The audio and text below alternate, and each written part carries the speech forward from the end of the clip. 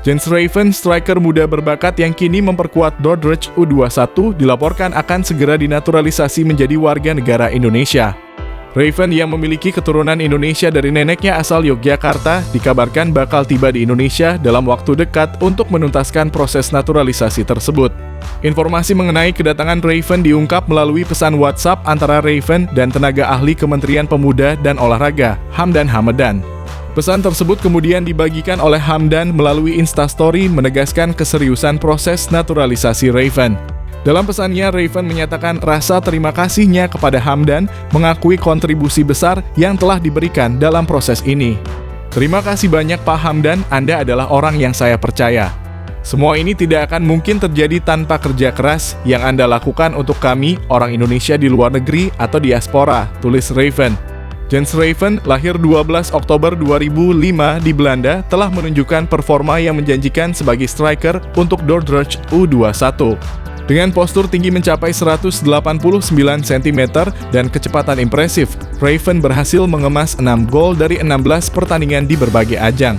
Performanya tidak hanya menarik perhatian di Belanda, tetapi juga Shin Tae-yong, pelatih kepala timnas Indonesia, yang sempat menyaksikan langsung permainannya. Kedatangan Raven di Indonesia tidak hanya untuk menyelesaikan proses naturalisasi. Ia juga berpeluang untuk mengikuti jejak pemain naturalisasi lainnya dalam membela timnas Indonesia. Dengan usia yang masih muda, Raven diharapkan dapat menjadi aset berharga bagi skuad Garuda di masa yang akan datang, termasuk proyeksi untuk Piala Dunia U20 2025 di Chili. Proses naturalisasi Jens Raven menjadi WNI menandakan upaya serius Federasi Sepak Bola Indonesia (PSSI) dan Kemenpora dalam meningkatkan kualitas pemain nasional. Hal ini sejalan dengan ambisi Indonesia untuk bersaing di kancah internasional, khususnya dalam menyongsong Piala Dunia U20 2025. Kehadiran Raven diharapkan bisa membawa angin segar dan meningkatkan kompetitivitas timnas Indonesia di berbagai level usia. Adapun satu keistimewaan yang dimiliki Jens Raven dan potensi membuat penyerang timnas Indonesia Hoki Caraka kalah pamor, yaitu berkaitan dengan gaya main. Tipikal permainan Jens Raven ternyata lebih berkarakter defensive forward.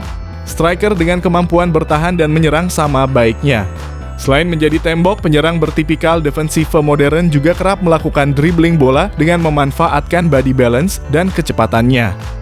Kalau Hoki Caraka dan Ramadan Sananta lebih ke pemain finisher di lini depan atau biasa yang disebut poacher, yang merupakan tipikal bomber yang tak banyak dalam melakukan dribble bola. Yang berkarakter poacher lebih banyak menjadi goal getter di dalam kotak penalti lawan. Hoki dan Sananta juga kerap memainkan peran penyerang target man dengan kemampuan mereka menjadi tembok dan duel udara yang mumpuni.